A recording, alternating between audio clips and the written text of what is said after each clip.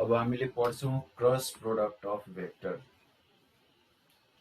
Cross product, cross प्रोडक्टलाई vector product पनि भनिन्छ किनकि जुन रिजल्ट आउँछ त्यो भेक्टर हुन्छ। यसभन्दा अगाडि जुन पढेका थियौं डट प्रोडक्ट, त्यसलाई स्केलर प्रोडक्ट पनि भनिन्छ किनकि त्यसको जुन रिजल्ट आउँछ त्यो स्केलर हुन्छ। त्यहाँ हामीले ए बी कस थीटा पढेका थियौं, आन्सर कुनै न कुनै नम्बर आउँछ, त्यो नम्बर भनेको एउटा स्केलर क्वान्टिटी हो।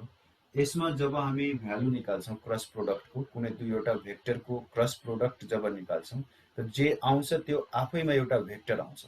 त्यसकारण जुन रिजल्ट हो त्यो भेक्टर भयो। त्यसकारण यो क्रस प्रोडक्टको अर्को नाम भेक्टर प्रोडक्ट हो। ठीक छ। अब के गर्ने? अब एउटा फिगर बनाउने। यो दुईवटा भेक्टर भयो। ठीक छ। मानौ यो यहाँ छ, यो यहाँ छ, ए भेक्टर बी भेक्टर, यसको बीचमा छ एंगल थीटा। ओके, त हामीले डिफाइन यसरी गर्छौं, if theta is angle between, keep writing all of you, angle between OA vector and OB vector, then cross product of OA vector and OB vector is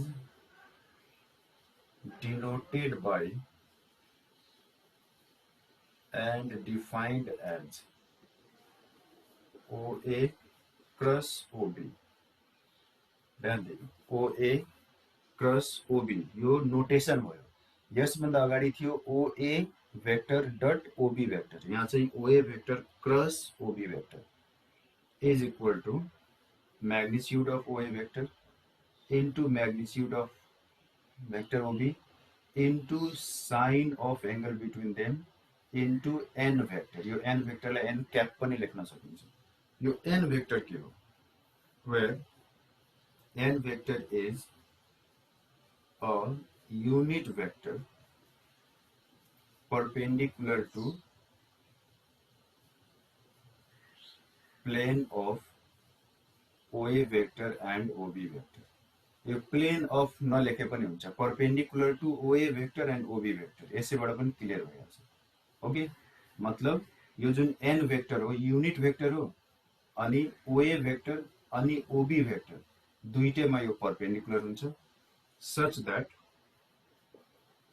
that OA vector, OB vector and N vector form right-handed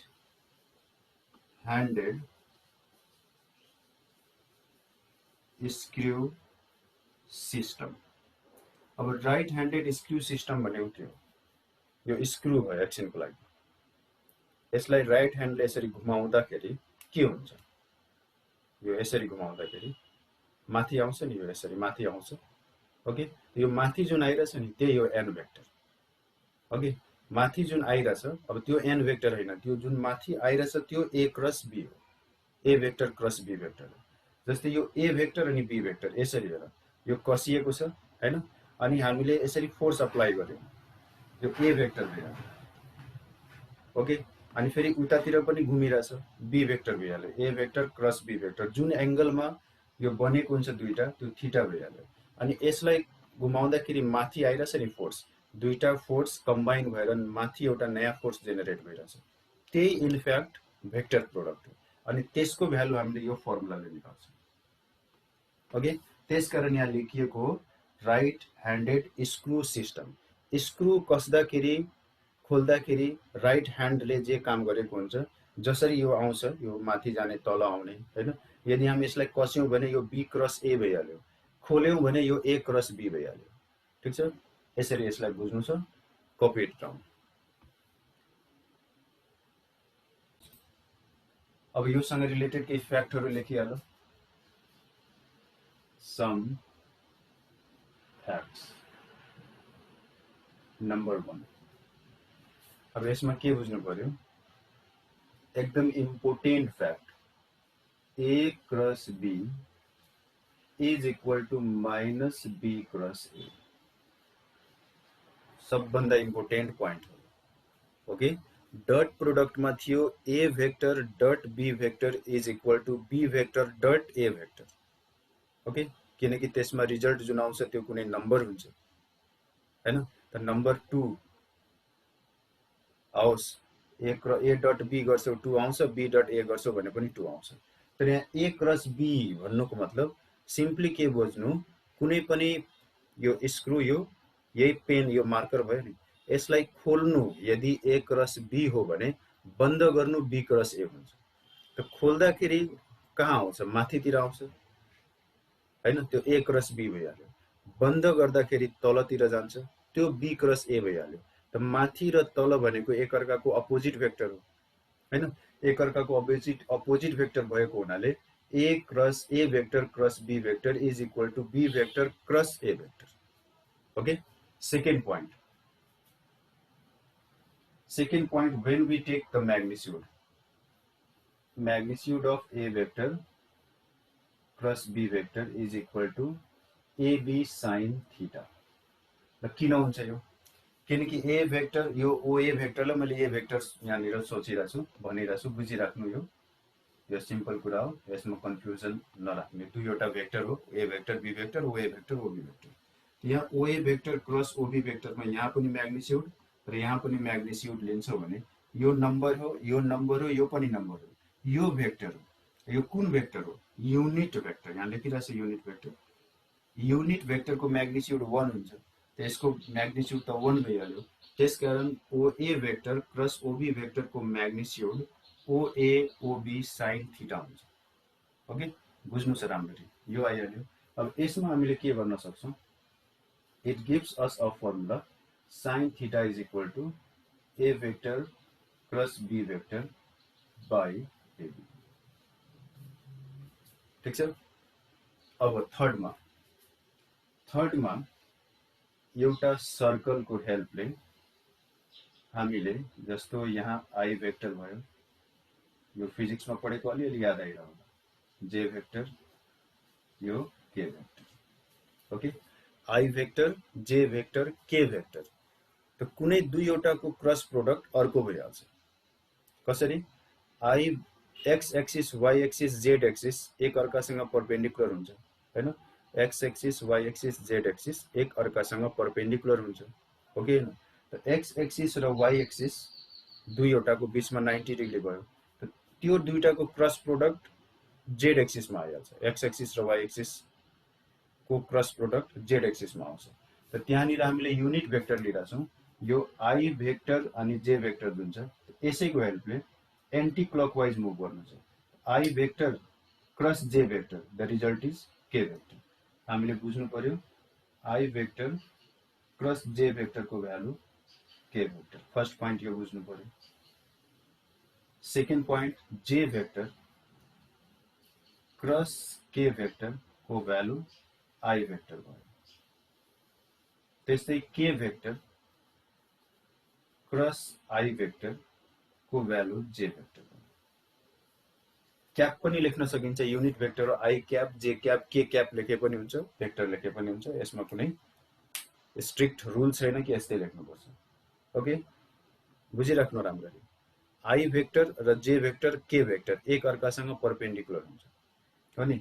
त यहाँनिर हामीले i vector cross जे vector निकाल्छौं भने i vector cross जे vector, i भेक्टरको magnitude, j भेक्टरको magnitude, sine theta अनि एन भेक्टर। सिम्पल हेर, एकदम सिम्पली यो आइहाल्छ। अब आई भेक्टरको म्याग्निट्युड 1 हो कि हैन। जस्तै यही छ नि, कसरी आयो होला? यसरी आएको हो। आई भेक्टर क्रस जे vector I into J into sine 90 degree, किनकि आई र जे को बीचमा 90 डिग्री हुन्छ, into unit vector perpendicular to this two. यो दुईटैसँग परपेन्डिकुलर हुने युनिट भेक्टर भनेको त के भेक्टर हो। यो त 1 भइहाल्यो। यसको भ्यालु यति आयो। सो आई भेक्टर क्रस जे vector is equal to k vector. Okay, right down.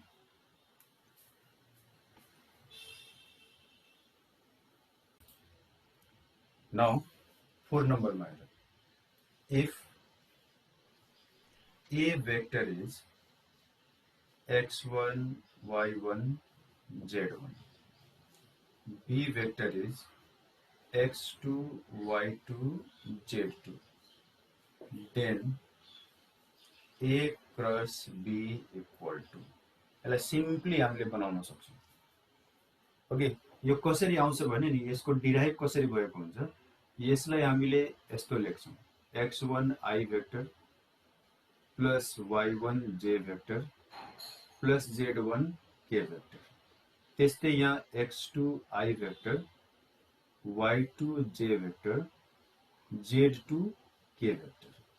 अब A क्रस B गर्नु छ, यहाँ राख्नु, x1 I vector y1 j vector z1 k vector cross x2 I vector y2 j vector अनि z2 k vector. Okay, अनि यसलाई जब तिमी ब्र्याकेट हटाउँछौ, x1 x2 I cross I आउँछ हैन, I क्रस I को भ्यालु 0 हुन्छ।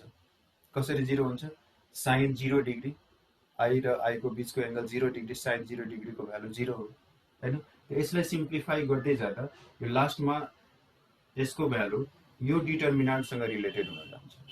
हामीले यहाँ लेख्छौं I vector j vector k vector, यहाँ x1 x2 x1 y1 z1 x2 y2 z2, बस यही हो एक क्रस बी। हेर ध्यान दिएर, जुन फर्स्टमा छ त्यसलाई यहाँ लेखिदिने, जुन सेकेन्डमा छ त्यसलाई यहाँ लेखिदिने I j k, अनि यसलाई एक्सपान्ड गरिदिने। सिम्पली एक्सपान्ड हुन्छ, I भेक्टर अनि I भेक्टर को माइनर डिटरमिनेन्ट एक्सपान्ड गर्ने हो क्लास 11 जस्तो, र एक्सपान्ड गर्दा यो मल्टिप्लाई गरेर जे आएको हुन्छ त्यति नै आउँछ। त हामीले यसलाई यसरी नबनाएर यसरी बनाउँछौं, यो फर्मुला भइहाल्यो। Okay, right down.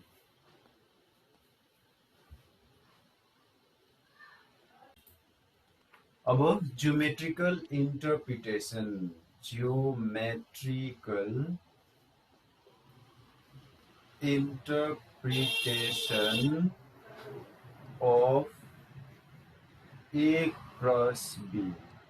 A cross B बाट हामीले ज्योमेट्रिकली के कुरालाई रिप्रेजेन्ट गर्न सक्छौं भनेर अलिकति डिस्कस गर्नु छ। यसलाई सिधा सादी यसरी हेर, यसरी हेर, यो हो A भेक्टर OA, यो हो B भेक्टर OB, यसको बीचमा छ यो थीटा, अनि आफूलाई गर म्युट। आदित्य कुमार शाहको माइक अन छ,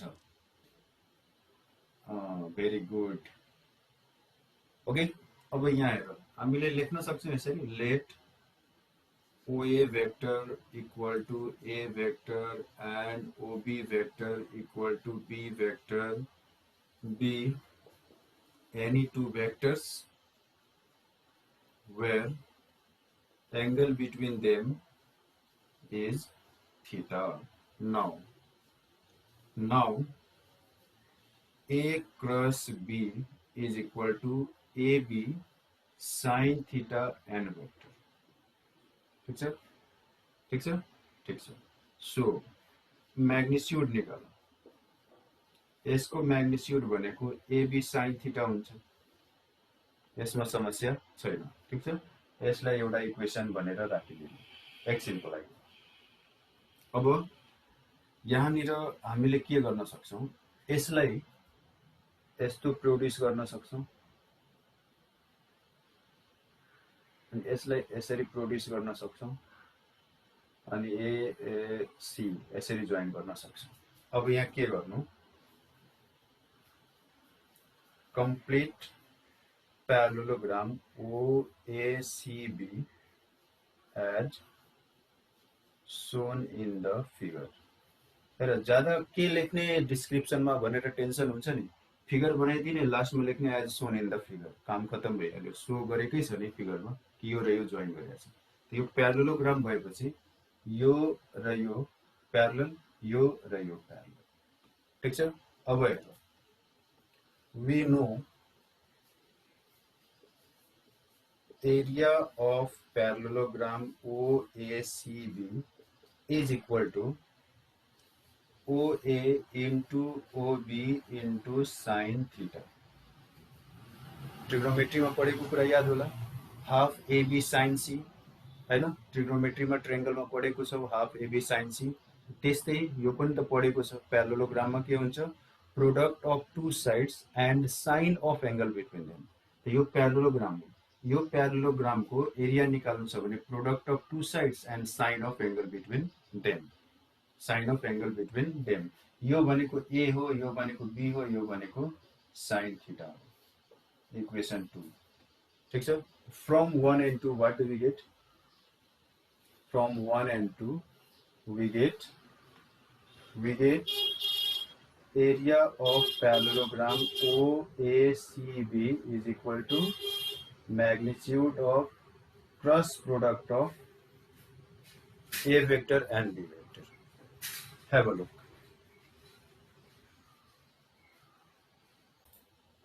यो क्वेशनलाई एकचोटि हेर्नु, हामीले यहाँनिर फाइन्ड गर्नु छ, find vector which is perpendicular to these two vector. Find vector which is perpendicular to these two vector भन्नुको मतलब हामीले A क्रस B निकाल्नु छ, किनकि A क्रस B जुन आउँछ त्यो A र B दुईटैसँग परपेन्डिकुलर हुन्छ। यसलाई सल्भ गर्नको लागि पहिला हामीले दुईटैलाई एउटा नोटेसन राख्छौँ। A vector 4 - 2 3, B vector 5 1 - 4. Now A vector cross B vector, अघि भर्खर पढेकै कुरा हो, I J K सुरुमा यो A वेक्टर यहाँ लेख 4 - 2 3, B वेक्टर 5 1 - 4। अब यसलाई एक्सपान्ड गर्नु छ। ओके, एक्सपान्ड गर्न आउँछ, give a try all of you once, give a try.